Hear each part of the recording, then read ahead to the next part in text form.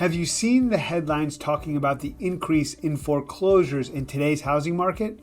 If so, they may leave you feeling a bit uneasy about what is ahead. But remember, these clickbait titles don't always give you the full story. The truth is, if you compare the current numbers with what usually happens in the market, you'll see there's really no need to worry.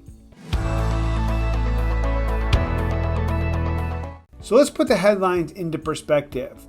The increase the media is calling attention to is misleading. That's because they're only comparing the most recent numbers to a time where foreclosures were at historic lows.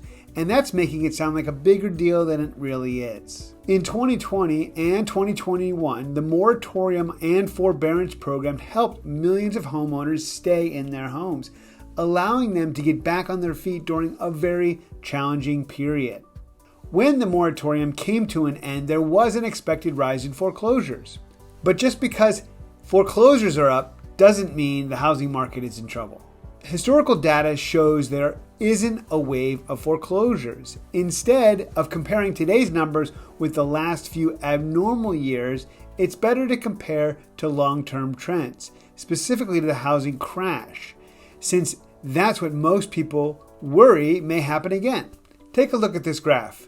It uses foreclosure data from ATTOM, a property data provider, to show foreclosure activity has been consistently lower, shown in the orange, since the crash in 2008, which is shown in red.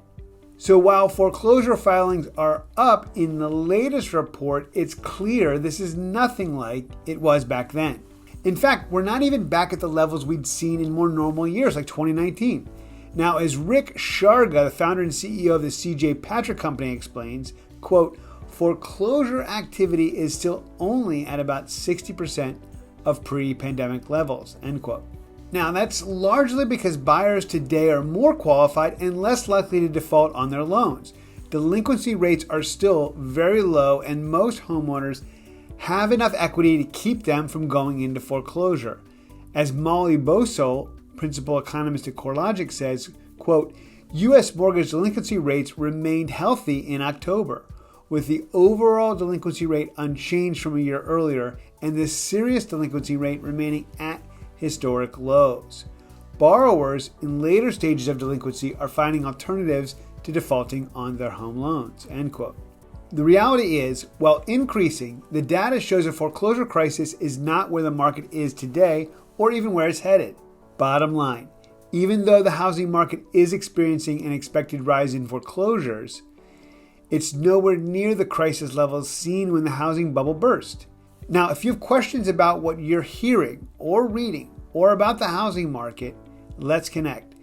Leave a comment below, shoot me a text, give me a call. I'd love to chat about your specific needs.